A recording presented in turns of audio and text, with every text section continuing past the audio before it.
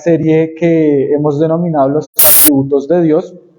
Hace 8 días comenzamos a ver la paciencia de Dios. Creo que usted lo puede recordar. Y vimos la parte introductoria. Pero el día de hoy vamos a ver, y así he titulado este sermón, la paciencia de Dios y su relación con el creyente. La paciencia de Dios y su relación con el creyente. Creo que usted debe estar viendo allí en la pantalla el título.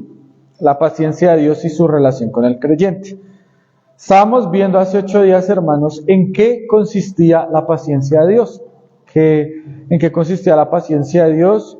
Vimos textos que revelan la paciencia de Dios, pero hoy vamos a ver cómo esa paciencia de Dios tiene que ver con nosotros los creyentes, cómo se relaciona, qué efectos produce en el creyente o debería producir en el creyente, qué debe cambiar en nuestra vida al conocer y al entender la paciencia de Dios. Eso es lo que vamos a ver hoy en este sermón. Para los que están anotando, hermanos, este sermón tiene 3 puntos. El primero se llama 2 implicaciones de la paciencia de Dios en la vida del creyente. 2 implicaciones de la paciencia de Dios en la vida del creyente. El segundo serán las conclusiones y el tercero serán las aplicaciones, como siempre. Antes de comenzar el primer punto y a manera de introducción, mis hermanos, quiero recordarles qué es la paciencia de Dios. De pronto, si usted no lo anotó o si ya se le olvidó. Y es que la paciencia de Dios es el atributo por el cual Él se refrena a Él mismo de ejercer su justicia ante el pecador de manera inmediata. Él se refrena, es decir, Él ve que usted y yo hemos pecado, pero en lugar de retribuir en el acto inmediato su justicia, Él espera. Él se refrena a sí mismo. Recordemos que el pecado es abominable a Dios. El pecado es ofensivo a Dios. Él no tiene ninguna comunión con el pecado. Es más, muchas veces vemos que Él se encuentra airado tanto con el pecador como con el pecado. Y es la paciencia la que nosotros veíamos, la que nos permite arrepentirnos, nos da el tiempo de que nosotros miremos nuestra propia maldad y nos arrepintamos. Y también veíamos que era para la gloria de Dios. Eso era o es la paciencia de Dios, para los que no lo recordaban. Pero hoy vamos a ver cómo esa paciencia de Dios interactúa o debería interactuar en la vida del creyente. Porque las enseñanzas, mis amados hermanos, como decía un predicador, no son solo para tenerlas en la mente, no son solo para, bueno, yo ya sé que la paciencia de Dios, entonces pues yo ya soy el duro, sino para saber esto cómo habla nuestra vida, esto cómo debe transformar nuestra vida, cómo debe nutrir nuestra vida piadosa de fe. Porque de nada nos sirve pues decir, sí, ya sé que la paciencia de Dios, pero no entender cómo se pone en práctica el conocimiento sobre este atributo. Antes de comenzar, hermanos, vamos a ir nuevamente al texto y leamos para que usted y yo podamos ver allí la paciencia. Colosenses 3, 12 y 13. Mire lo que dice el apóstol Pablo a la iglesia en Colosas. Vestidos pues como escogidos de Dios, santos y amados, de entrañable misericordia, de benignidad, de humildad, de mansedumbre, de paciencia, soportándoos unos a otros y perdonándoos unos a otros, si alguno tuviere queja contra otro, de la manera que Cristo os perdonó, así también hacedlo vosotros. Muy bien. Para empezar, mis amados hermanos, esta palabra que usted encuentra en el versículo 12, en la última parte del versículo 12, es la palabra makrotsumai en la raíz griega, que es la misma que hace 8 días veíamos en Romanos capítulo 9. Ya lo vamos a ver. Pero esta paciencia, mis amados hermanos, y lo vamos a ver, es una paciencia especial, es una paciencia diferente. Nosotros también veíamos que había otro término de paciencia, hace 8 días, que era hupomoné, que se encontraba en otro pasaje. Pero le invito a que me acompañe a Romanos capítulo 9 y veamos allí la paciencia. está en el versículo 22, mis amados hermanos. Romanos 9, 22. Y mire que en la pregunta que el apóstol Pablo hace se encuentra la palabra paciencia. Mire lo que dice el texto. ¿Y qué si Dios, queriendo mostrar su ira y hacer notorio su poder, soportó con mucha paciencia los vasos de ira preparados para destrucción?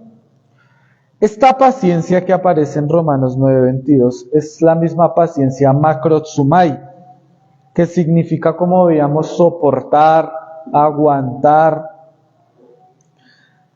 Y es la paciencia que Dios tiene para no castigar el pecado de manera inmediata.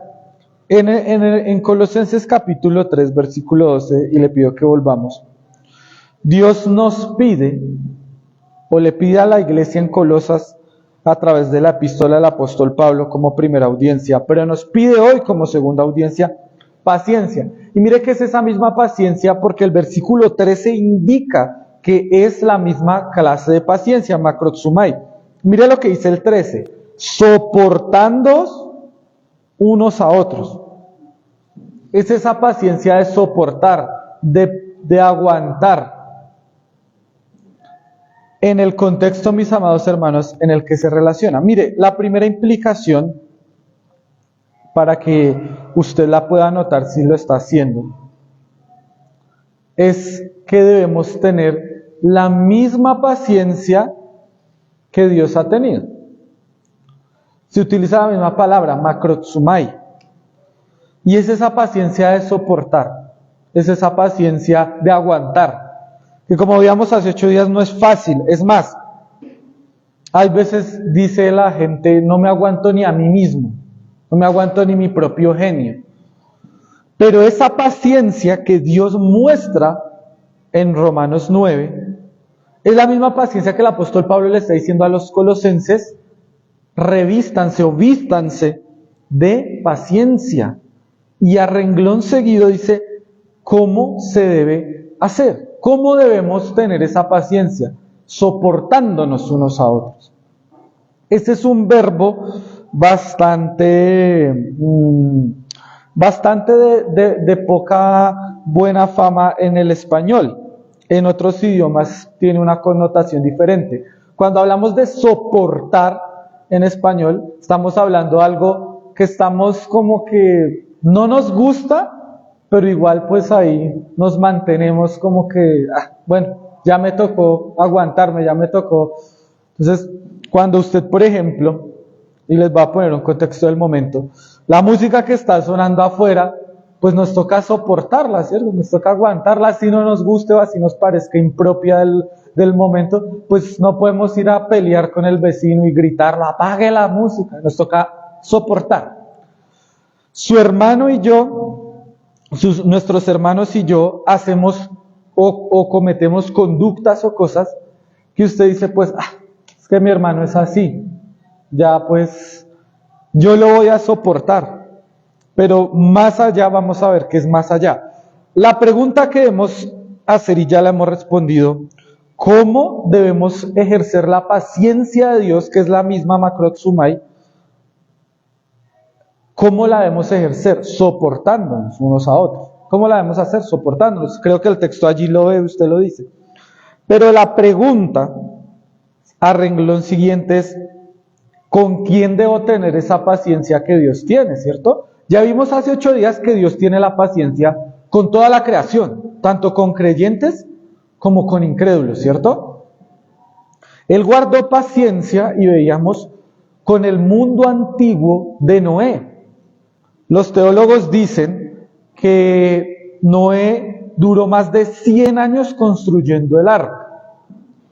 Es decir, Dios esperó durante todo ese tiempo y lo único que veía era que se multiplicaba la maldad. Pero él tuvo paciencia, tuvo paciencia. También veíamos a renglón que él tuvo paciencia 40 años con el pueblo de Israel. Es decir, con el pueblo que era su pueblo. Y también veíamos que Él tiene mucha paciencia con usted y conmigo, la iglesia actual. Es decir, ya sabemos Dios con quién tiene paciencia, con el incrédulo y con el creyente. Pero como este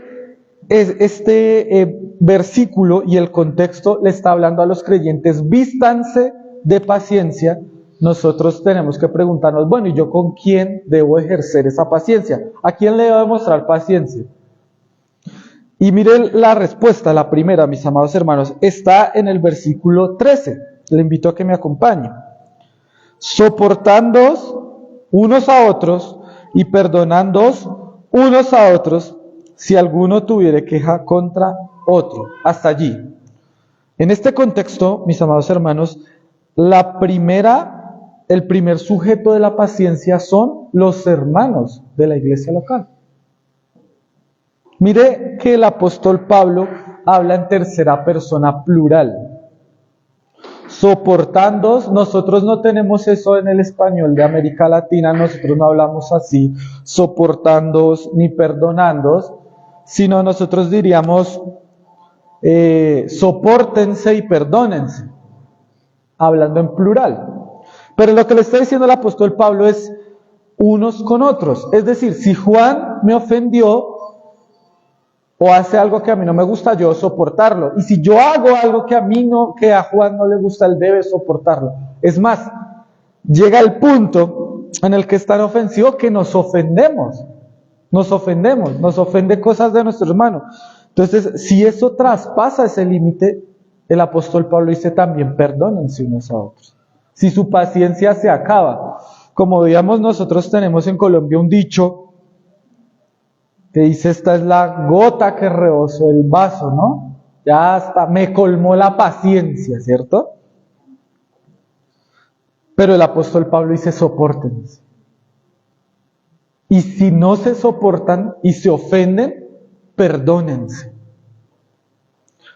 ¿Saben por qué lo dice, hermanos?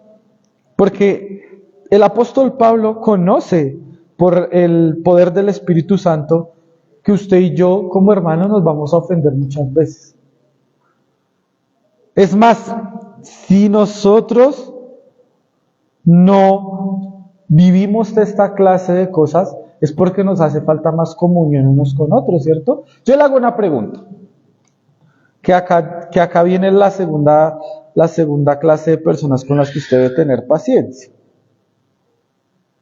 Usted con su familia, con su esposa, con sus hijos, con sus hermanos, con sus papás, con sus nietos, con sus sobrinos, ¿usted alguna vez se ha ofendido con ellos? Algunos dicen, no, pues todo el tiempo, muchas. Pero esto es por causa de que usted pasa tiempo o comparte con ellos, ¿cierto? Es decir, en algún momento es inevitable que mis familiares y yo nos ofendamos, o que yo los ofenda a ellos, o que ellos me ofendan a mí. Pero es por causa del tiempo que pasamos. Muchas veces esto no pasa en la iglesia porque nuestro tiempo de comunión es corto. Es decir, nos abrazamos, hermanos, ¿cómo están? Nos saludamos y nos vamos para nuestras casas. No tenemos tiempo, y yo no estoy diciendo que lo hagamos, por supuesto, pero no tenemos tiempo ni para que estas cosas pasen. Y estas cosas tienen que pasar. No es algo deseable, no es algo que uno diga, no, pues estoy esperando ofender a mi hermano, sino son cosas que sencillamente pasan por causa de nuestra naturaleza humana y de nuestra maldad. Pasado cierto tiempo, empieza usted a conocer a su hermano. Hay un proceso, y le quiero hacer esta ilustración, que permite que usted sepa que ya ha pasado esto. Es el proceso del enamoramiento, ¿cierto? Cuando usted, los que son adultos, por supuesto, se enamoró, en esa primera etapa, usted no ve nada malo, ¿cierto? Todo es bueno. Es el hombre más hermoso, la mujer más hermosa, el más atento, el más caballeroso, el mejor, ¿cierto? No hay defecto alguno en él. Pero conforme va pasando el tiempo, usted lo va conociendo más. Un día le ve algo mal, un punto negro. Ay, bueno, él es casi perfecto, tiene esta cosita. Pero conforme va pasando el tiempo, ya no hay un punto. Ya empieza usted a ver manchas, ya parece un dálmata, si me permite esa expresión. Ya usted le ve punto acá, punto acá, punto acá, punto acá, punto acá, hasta el punto que muchas veces ya solo se ve lo malo, ¿cierto? Uy, no, yo a qué horas me metí con este. ¿Por qué? Porque usted pasa tanto tiempo que conoce lo feo, ¿sí? Ya le conoce sus malos hábitos, como decimos en Colombia, sus mañas.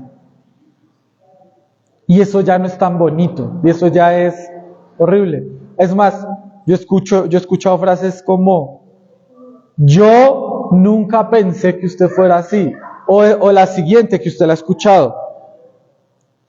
Uno nunca termina de conocer a la gente, ¿cierto? Pero no lo dicen para bueno, sino lo dicen en un mal sentido.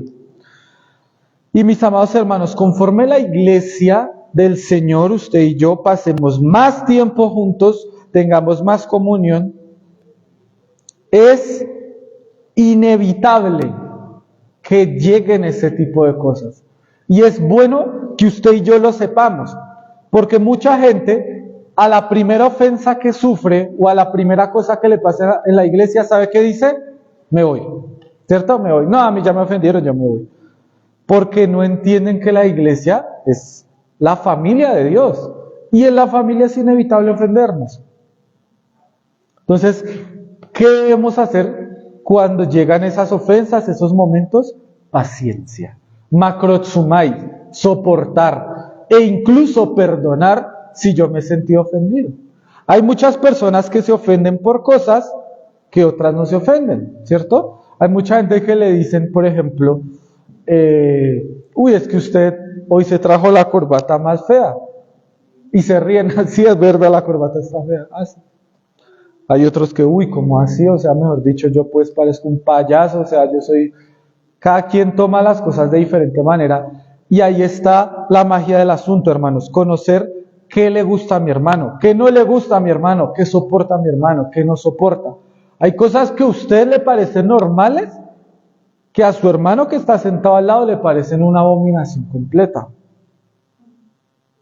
Que su hermano no soporta, que su hermano no le gusta. Ahora, y hago un paréntesis muy corto para continuar.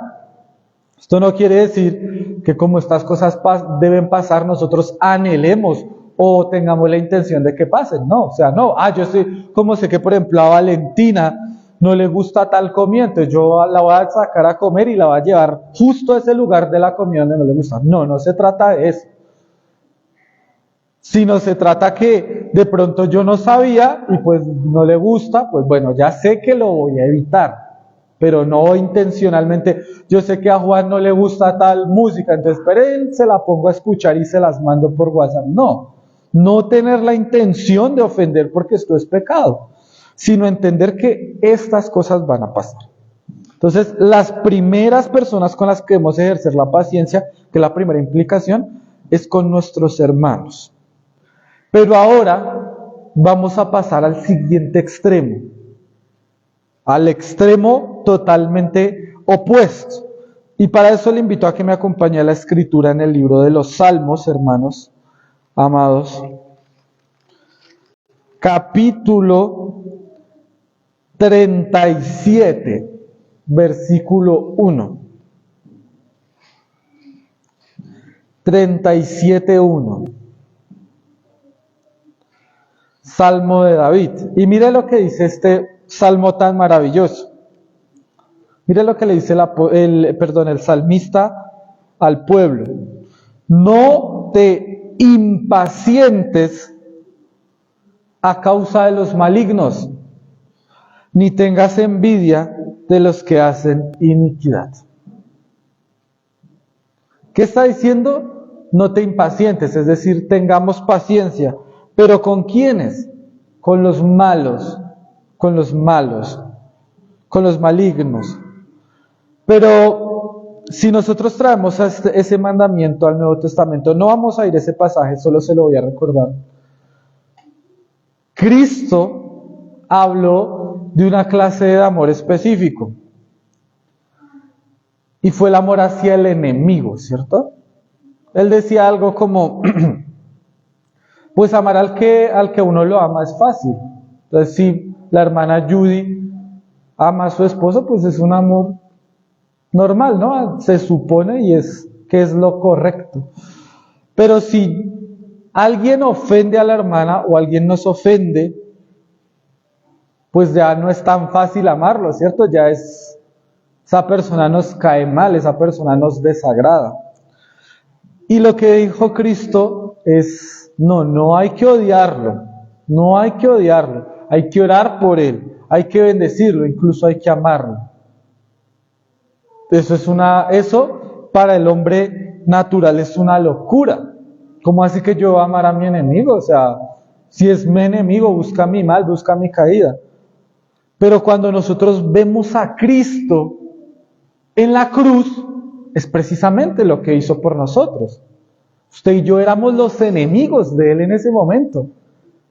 Y Él por amor va a la cruz y recibimos el perdón. Pero trayéndolo al plano de la paciencia, no debemos impacientarnos con los malos. Incluso no debemos impacientarnos con nuestros enemigos. No lo debemos hacer. No debemos hacerlo. Es decir, debemos ejercer la paciencia con ellos. ¿Por qué? Porque Cristo la ha tenido con nosotros cuando fuimos sus enemigos. Porque Cristo la tiene en este momento con el incrédulo, con el impío. Hace 8 días lo vimos, ¿cierto? Y ahorita lo recordamos, que Dios tiene paciencia aún con el malo. Y lo espera, y lo espera, y lo espera. Ahora, le pregunto yo en esta mañana, ¿usted cree que nuestra paciencia debe ser diferente? No, yo solo soy paciente con los que son pacientes conmigo. Si usted se pasa una raya, ya me vas a conocer, ¿cierto? ¿Usted qué quieres conocer cómo soy yo? No, hermanos, no te impacientes con el malo, no te impacientes con tu enemigo. Es más, las personas que son nuestros enemigos les gusta vernos airados, ¿cierto? Bravo. Ah, mire, y decía que era cristiano, ¿no? Les gusta provocarnos, ¿no? Para ver cómo reaccionamos, ¿cierto? Les gusta ver, bueno, ¿y cómo hará el cristiano si yo, por ejemplo, le saco la piedra? ¿Será que responde igual que yo o de pronto no? O de pronto se queda callado, de pronto me mira rayado, o de pronto me deja de hablar, o de pronto después busca vengarse.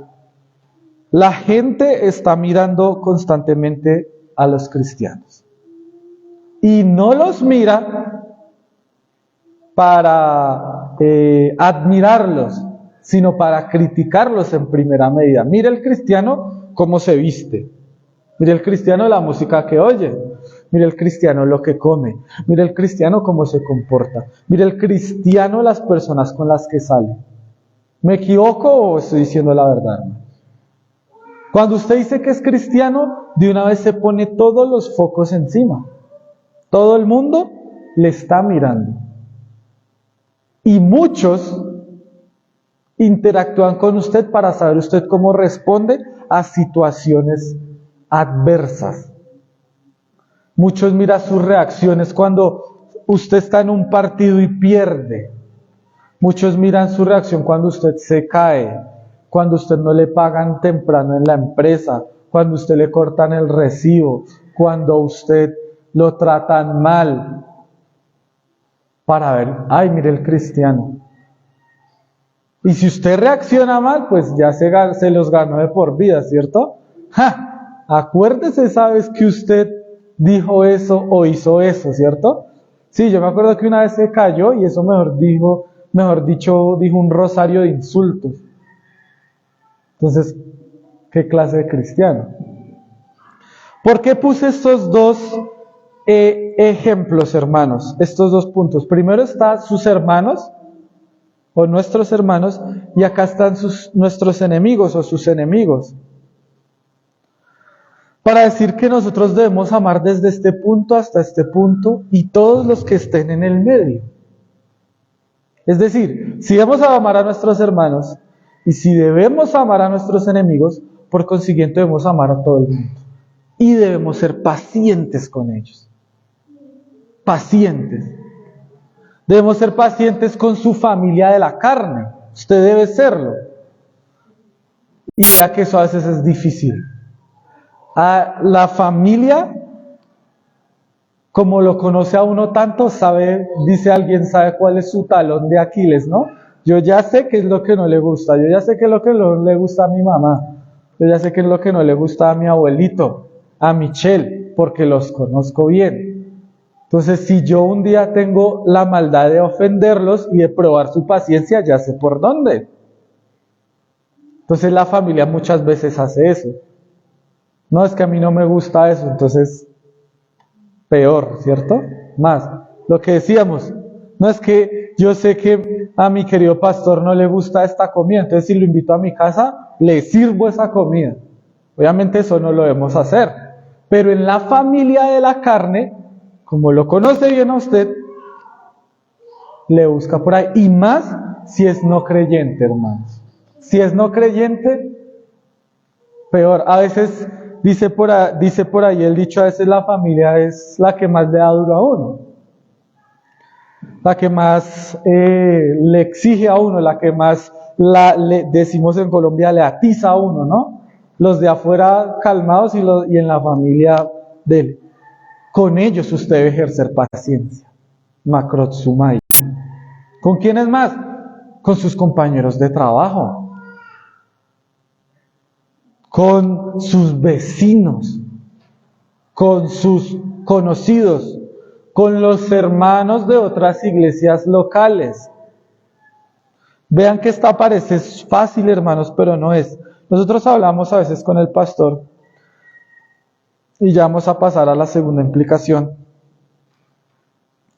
Que muchas veces las iglesias locales tenemos diferencias normales, ¿no? Pero muchas veces hay hermanos con los que no se saben llevar esas diferencias. No tenemos paciencia con ellos. Entonces hay un hermano en otra iglesia, por el ejemplo que el pastor estaba poniendo, que él toma la cena cada mes. Y acá la tomamos cada 8 días. Entonces, en lugar de ser pacientes y soportarnos, no, eso mejor dicho, arman debates, se escriben por Facebook, se etiquetan, se mandan videos y empiezan. Esto no debe ser así, hermanos. Si los hermanos de otra iglesia glorifican al Señor, gloria a Dios. Por supuesto, si no están pecando públicamente. Hay muchos que están buscando el punto de quiebre, lo negativo, lo malo. Esto no es bueno delante del Señor, hermano. Entonces yo sé que mi pastor, yo sé que el hermano Rubén son hombres de Dios, pero estoy mirándolos. Y en el momento que le vea lo mínimo, ¿sí vio? Yo se los dije, yo sabía. Hermanos, estamos entre humanos. Si usted se pone a ver lo malo, créame que lo va a encontrar. Usted acá no es una congregación de ángeles, ni ninguna. Si usted se pone a buscar cosas malas, las va a encontrar. Y si usted, la percepción que tiene de la gente es solo por lo malo, hermano, se está equivocando. ¿Dónde está la paciencia? Usted debe soportar. Entonces hay gente que dice, no, yo la verdad, y yo he escuchado mucho esto, yo la verdad dejé de hablar con ese hermano porque la verdad él y yo ya. No, la verdad, no soportamos. Ahí yo pregunto, ¿dónde está la paciencia de Dios en la vida del creyente? O sea que solo hablo o solo tengo comunión con aquellos que piensen como yo. Y aquel que se aparte un poquito de lo que yo pienso, entonces ya no. La verdad yo, como la hermana Paola le gusta tal cosa, entonces yo corto comunión con ella porque ya la verdad no. Eso no, hermanos. Dios nos ayude y nos libre de esas cosas. Porque nosotros no podemos hacer eso, hermanos. Porque si el Señor hubiera hecho eso con nosotros, pues ¿quién sería llamado hijo suyo? Nadie. No, es que la verdad a mí no me gusta. Él cuando nos vio inmundos, depravados, sucios, toda su maldad y la mía delante de Él. Y aún así Él nos amó. Y aún así en este momento, Él tiene paciencia con nosotros. Como nosotros no debemos tenerla con los demás. Entonces, para pasar a la segunda, nuestra paciencia abarca desde quienes amamos o quienes deberíamos amar, que son nuestros hermanos en la fe, nuestra familia, nuestra pareja, nuestros vecinos, nuestros compañeros de trabajo, nuestros jefes, hasta nuestros enemigos, hasta los malos, hasta el maligno, aquel que ejerce la maldad. Porque si Dios tiene paciencia con todos, nosotros también debemos tener paciencia con todos. La segunda implicación, amados hermanos, es reconocer y agradecer la paciencia de Dios hacia nosotros. Es decir, cuando entendemos la paciencia de Dios, nosotros debemos agradecerla, porque sabemos que Dios no nos está castigando inmediatamente si nos dice, listo, usted tiene un tiempo para arrepentirse. Y nos permite arrepentirnos. Pero hermanos, ¿por qué debemos agradecer? Porque cuando ponemos el espejo de la Escritura, vemos nuestra maldad. ¿Y sabe qué? Su maldad y la mía son terribles. Son desagradables. Es más, nosotros vivimos en una época de tal pecado que estoy casi seguro que ni en las Escrituras se vio un nivel tan terrible de pecado. Cuando vemos a Sodoma y Gomorra, Él los destruyó. Hoy en día todo eso que se practicaba es normal hoy en día.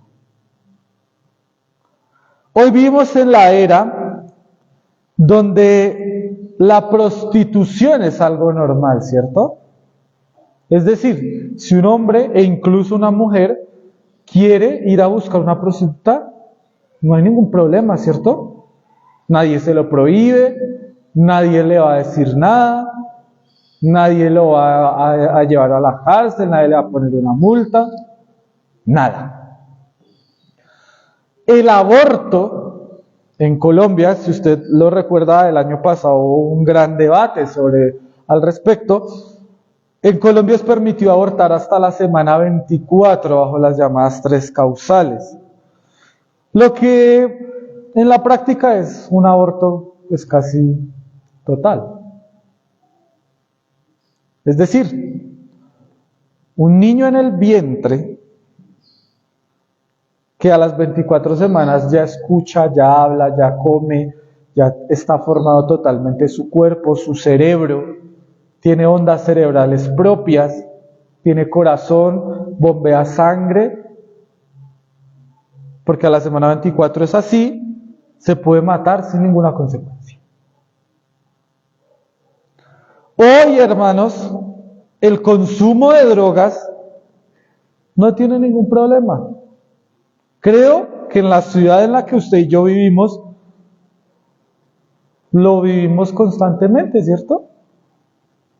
Personas que están drogándose, diferentes clases de droga, y la verdad no les pasa mucho, o no les pasa nada. Vivimos en la era donde el divorcio es la regla general en los matrimonios, incluso en la iglesia. Yo voy a las estadísticas, y en los Estados Unidos, que es el país que tiene las mejores estadísticas para comprobar, la diferencia entre divorcios cristianos, llamados cristianos, y divorcios de fuera de la iglesia, era de menos del 5%. O sea, los cristianos se divorcian casi en la misma manera que las personas del mundo. Y creo que usted y yo conocemos casos personalmente de parejas que eran creyentes y ahorita ya no están juntas. Vivimos en la época donde la adopción homosexual es permitida. ¿Cierto? Dos parejas del mismo sexo pueden adoptar a un niño. Entonces, si un día usted fallece y nadie de su familia se hace cargo de su hijo y entra en la lista de adopción, lo puede adoptar una pareja de homosexuales. No solo en Colombia, hermanos. Porque cuando echamos una vista al mundo, esto está en crecimiento, está en avance, ¿cierto? O sea, Colombia no es el único país, sino Europa, Norteamérica, y va creciendo y va creciendo cada vez más. Vivimos en la época de la pornografía abierta. Antes, la pornografía era algo oculto. Es decir, usted tenía que comprar una revista, tenía que comprar una película. Hoy en día, hermanos, solo con usted meterse a Facebook, a YouTube, a Instagram, si usted está buscando pornografía, ella misma le sale, ¿cierto? Si usted se mete a Google, ella misma le sale. O estoy diciendo algo mentira. Usted prenda el televisor y pase media hora viendo anuncios publicitarios. ¿Cuántas mujeres y hombres desnudos salen para publicitar lo que sea? Un jabón, un perfume, unos zapatos. Son cosas, la verdad, que uno dice, ¿esto qué es? Ponga música, videos musicales. Yo le decía, creo que hablando con mi hermana, hoy en día las cantantes, para que sean famosas, tienen que ser modelos y tienen que salir básicamente en ropa interior a un concierto. Si no, no venden. Si no, no son famosas. O yo estoy diciendo alguna mentira, hermano. Antes usted, cuando le gustaban otro tipo de cantantes, pues era por la voz, porque cantaban bien, ¿cierto? Independientemente del género que fuera. Hoy en día es porque para que venda, para que sea imagen, tiene que mostrar su piel, su cuerpo. O si no, mire a los influencers de esta época, que son los que le hablan a nuestros hijos y a las personas jóvenes. Ellos conocen más de eso de lo que usted y yo pensaríamos. Si usted se sienta y habla con ellos y les dice, sí, yo sé cuál es este, sí, yo este, y usted no tenía ni idea que existían. Y usted va y mire los contenidos que ellos están publicando y con los que influyen a sus hijos y a los míos.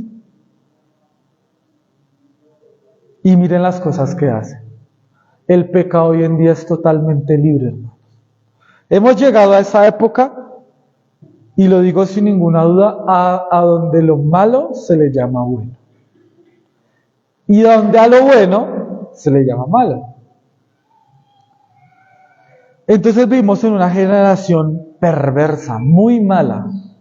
Pero ese es el mundo. Ahora, el juicio de Dios empieza por la iglesia. Entonces cuando miramos la iglesia no está mucho mejor que eso. La iglesia está llena, hermanos, de hipocresía, de chisme, de murmuración, de rencillas, de fornicación, de mundanalidad, de divisiones. ¿Y quiere que le diga una cosa, hermano? Cuando yo leí la lista anterior, esos pecados parecían escandalosos, ¿cierto? Terribles. Y es verdad, lo son.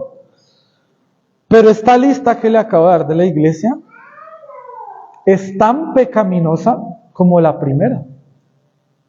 No, pues sí, es que es un chismecito chiquito.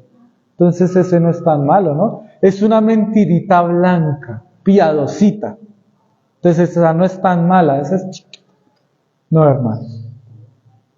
Hay un libro que creo que mi pastor y yo hemos leído, que se llama Pecados Respetables, que son los pecados que nosotros pensamos que no son tan malos, son normales, son aceptados en la iglesia.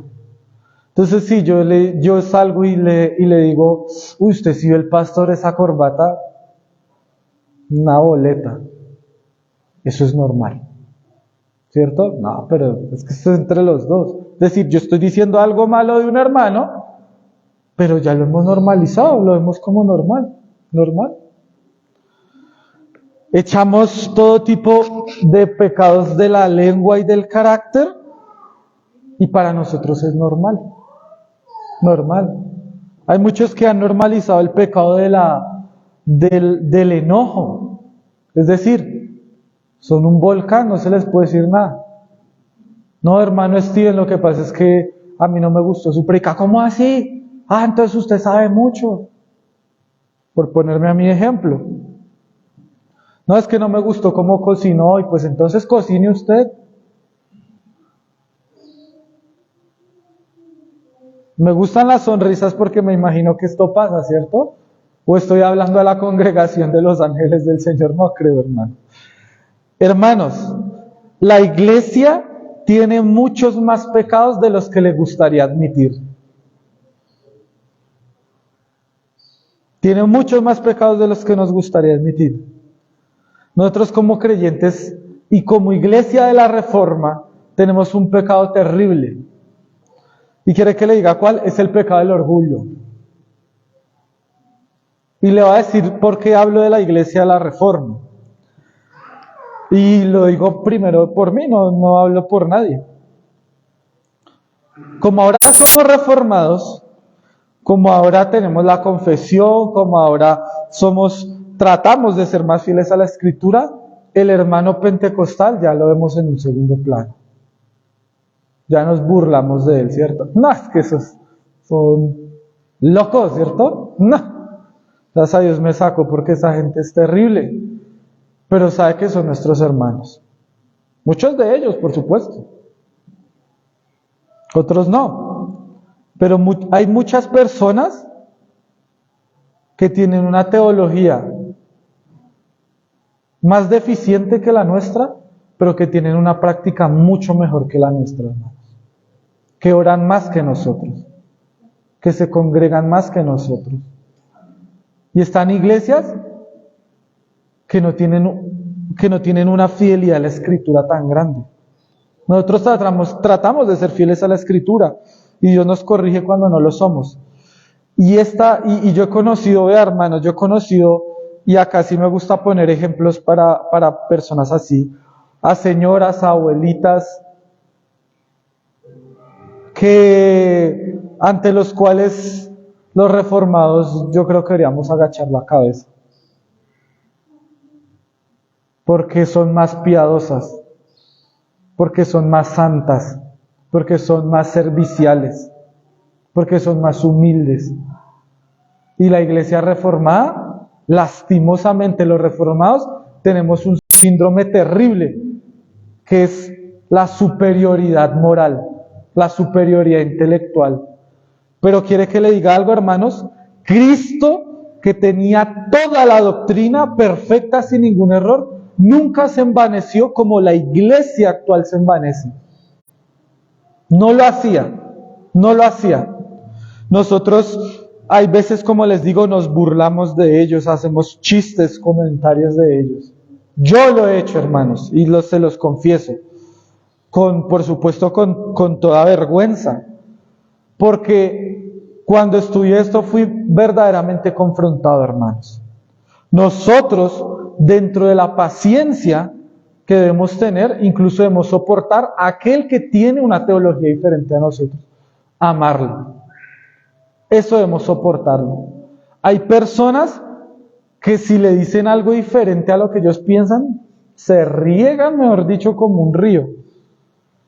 Si yo soy pentecostal y en esta mañana yo vengo y digo algo acá diferente, la mayoría de hermanos reformados me mirarían mal, me dejarían de hablar y buscarían no corregirme, sino contender conmigo. Y esto no está bien, hermano. Yo no digo que esté mal defender las doctrinas, no, está bien. El problema es cómo lo hacemos. Yo mismo caí en eso cuando recién llegué a la Reforma. Y me pongo como mal ejemplo, hermano. Y de pronto puede ser que usted y yo lo hayamos hecho. ¿Y sabe qué? Qué maravilla que Dios nos muestre esos pecados que hay acá. Porque por eso debemos estar o vivir en agradecimiento por la paciencia.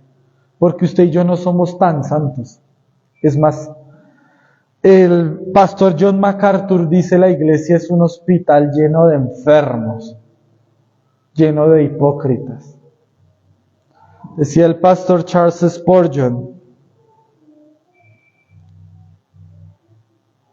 la iglesia del Señor son un montón de hipócritas, pero ven y únete a ellos, le decía. Hermanos, nosotros no podemos pretender tener una santidad que realmente no tenemos. Si hay algo santo en nuestra vida, si hay algo bueno en nuestra vida, es la obra del Espíritu y es la gracia del Señor. Pero todo ese resto de maldad es nuestro, suyo y mío, y en la iglesia, hermanos. Y yo creo que hablo con personas que ya conocen y entienden la primera doctrina de la gracia, que eso es de la Reforma, que es la depravación total o la depravación radical, que es la depravación completa. Entonces, la iglesia no es tan buena, hermanos, y esto es lastimoso. Por eso, hermanos, debemos reconocer, agradecer la paciencia de Dios, porque su pueblo no es tan santo. Recordemos que dice el libro de los Efesios en el capítulo 5, que Cristo lavó a su esposa o la lava para presentársela a sí mismo santa, pura, sin manchas. ¿Por qué creen que la tienen que lavar, hermanos? ¿Por qué creen que la tienen que limpiar? Porque está sucia, hermanos. Porque en la iglesia somos personas que estamos sucios. Y nosotros no debemos pensar que porque hemos venido a la cruz, porque conocemos el Evangelio, ya el pecado ha sido quitado completamente de nosotros. No, hermanos. El cristiano se reconoce como pecador, pero reconoce a quien le ha salvado del pecado. Pero nunca olvida que es pecador. Y es más, que lo seguirá haciendo hasta el fin de los días. Ahí está la paradoja del cristiano, porque él es pecador, pero es llamado santo. Es visto santo. A los santos hablan los apóstoles, pero ellos sabían que los santos pecaban. Usted mira al principio de las cartas, por ejemplo, de Pedro, a los santos en el Ponto, en Galacia, en Bitinia, pero más adelante hace reprensiones. Pablo habla a los santos y más adelante los reprende. Porque él sabía que somos santificados por la gracia de Dios, pero también seguimos siendo pecadores. Entonces, la paciencia, hermanos, de Dios nos debe llevar a la implicación de agradecer y reconocer a Dios por esa paciencia que tiene para con la iglesia y para con el mundo tan perverso en el que vivimos. Hay cosas tan terribles que estoy seguro que usted y yo ni siquiera las conocemos. Cosas degeneradas totalmente, cosas que asustarían a la iglesia, y en el mundo son normales. Hoy en día, y ya para terminar, y yo escuchaba con unos hermanos en un estudio que hacemos los lunes, que decía un hermano, un pastor de una congregación reformada en nuestra ciudad, que decía: yo estuve en una iglesia donde incluso se escuchaba que los pastores se reunían para intercambiarse las esposas sexualmente. Él me lo decía a mí. Uy, yo le decía: ¿en serio? Decía: sí, hermano, yo escuchaba eso. Dijo: pues yo no lo pude comprobar, era lo que se decía, era lo que se... Y yo decía: terrible. O sea, yo nunca me imaginé eso, le dije. Dijo: hermano, o sea, así me lo dijo, la maldad del hombre no tiene fin. Inventa cada día cosas peores. Gracias a Dios, la misericordia de Dios tampoco tiene fin, y la paciencia. Por su misericordia no hemos sido consumidos, dice Lamentaciones 3:22. Nuevas son cada mañana. Va a pasar a las conclusiones, mis amados hermanos. La primera es que la paciencia de Dios tiene implicaciones directas en la vida del creyente. La primera, el creyente debe ser paciente con los demás como Cristo lo es con él. Ese debe ser el creyente. Si tú no eres paciente con los demás, pregúntate por qué lo estás haciendo. Porque Cristo sí está siendo paciente contigo. La segunda, la paciencia de Dios nos permite ver que vivimos en una generación perversa, que nosotros mismos somos perversos y que aún así Dios ejerce paciencia con nosotros. Gloria a Dios por eso, hermanos. Gloria a Dios por eso. Porque si no fuese así, ya habríamos recibido el juicio. ¿Y saben qué es lo peor de haber recibido el juicio? Que si estuviésemos muertos, iríamos al infierno, de allí nadie nos podría sacar.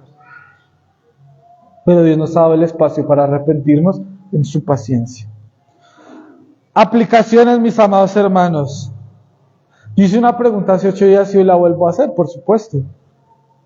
¿Eres paciente? ¿Eres paciente, hermana del Señor? ¿Es paciente, hermano del Señor? ¿O por el contrario, somos más impacientes que los del mundo? La aplicación es: seamos pacientes con nuestros hermanos, con nuestra familia, con nuestros vecinos, nuestros compañeros de trabajo y aún con nuestros enemigos. Seamos pacientes porque Cristo es paciente con nosotros. Y por último, agradezcamos, glorifiquemos, exaltemos a Dios por su maravillosa paciencia hacia nosotros. ¿Cuánto no deberíamos meditar más en este aspecto, hermanos? Yo le pregunto, ¿usted es lo suficientemente paciente o debe mejorar? O por el contrario, no tiene nada de paciencia. Si usted reconoce que debe mejorar, gloria a Dios, hermanos. Porque sabe que el único que le puede mejorar es Cristo a través de su obra. Si usted piensa que ya es totalmente paciente, pues hermano, arrepiéntase. Porque, pues nada, no, acá no hay perfectos. Para terminar y antes de orar, hermanos, alguien me dijo una frase y está acá en esta semana, está acá en esta mañana. Alguien me dijo una frase y me dejó pensando mucho. Me dijo: Steven, ¿sabe qué? Yo conozco a gente que sin conocer de Cristo se comporta mejor que nosotros como creyentes. ¡Qué vergüenza! Yo le dije la verdad, siento vergüenza. Porque es verdad, porque yo conozco a esas personas y yo decía: Dios mío, esas personas tienen una conducta tan maravillosa, por supuesto que no los va a salvar, pero tan maravillosa, y yo que conozco a Cristo, que conozco la gracia, no llego ni a la mitad del comportamiento que tienen ellos. ¡Qué vergüenza! Yo me sentí avergonzado, yo le dije: ¡qué vergüenza! Ellos sirven más que nosotros, ellos aman más que nosotros, ellos respetan más que nosotros, ellos perdonan más que nosotros y no conocen a Cristo. Eso es una vergüenza, la verdad. Para mí, lo digo por mí. Entonces, esa persona está acá en esta mañana y creo que usted y yo probablemente conozcamos a alguien así, que no siendo creyente, es más respetable que usted y yo. Se comporta mejor. Hermanos, qué vergüenza esas cosas. Arrepintámonos de eso. Nosotros debemos no ser mejores por competencia, sino ser mejores porque conocemos a Cristo. Y porque Cristo debe estar haciendo algo en nosotros. Si no está haciendo nada en nosotros, entonces estamos muy mal. Pongámonos en pie en esta mañana, mis amados hermanos. Hemos terminado. Y yo le ruego en esta mañana que oremos al Señor precisamente por la paciencia en la iglesia, por la paciencia en la familia. Hermanos, si no somos pacientes, vamos a terminar consumiéndonos unos a otros, lastimándonos. La gente se va a ir de aquí por no ser pacientes. Oremos en esta mañana, mis amados hermanos. Cristo, vengo delante de ti con tanta vergüenza, Señor, al ver lo penosa y lo ruinosa de mi paciencia y también de mi vida, Señor. Auxílianos, Señor, en esta mañana, porque tu cuerpo necesita de tu poder, Tu novia necesita que seas tú limpiándola, Señor. Oh, cuánta paciencia nos falta, cuánto perdón, cuánta misericordia, cuánta bondad. Muchas veces hasta el mundo nos da clases. ¡Qué vergüenza, Señor! Perdóname y perdónanos, Señor. Porque si el mundo es mejor que nosotros, entonces la iglesia ha perdido su brillo y ha perdido su amor que debe tener, Señor. Tú dices en la iglesia a los Efesios en Apocalipsis que no debemos perder el primer amor, Señor. No debemos perder el amor por nuestros hermanos y debemos comprender que ellos son diferentes y debemos tener paciencia con ellos. Quita de nosotros la murmuración, el chisme, la contienda, la envidia, la soberbia, la prepotencia, el orgullo, la mentira y aquellos pecados que consentimos y que hemos adoptado como normales, pero que son inmundos, son abominables como cualquier otro pecado, Señor. Mira este mundo tan perverso en el que vivimos. Nosotros sabemos que un día vendrá el juicio, pero mientras tanto, ayúdanos a predicar el Evangelio, pero también ayúdanos a vivir el Evangelio. Ayúdanos a comprender que un día vendrás por nosotros, Señor, y debemos estar limpios, puros. Perdóname, Señor, porque yo no lo he estado y tú lo sabes. Y sé que mis hermanos y yo hemos fallado. Trae esa santidad que tú tanto, Señor, pides y deseas que tengamos. Pero también trae esa paciencia que reconocemos que tú tienes para con nosotros, oh Cristo. Ayúdanos porque no la tenemos. Ayúdame porque no la tengo. Te necesitamos, Cristo. Forma a tu pueblo, forma a tu iglesia a una amada de mejor y mayor brillo cada día. Gracias te doy. A ti sea la gloria, Cristo Jesús, por todo lo que hablas a tu pueblo, Señor. Amén y amén. Muchas gracias, hermanos. Nos despedimos de los hermanos que se encuentran en las redes sociales.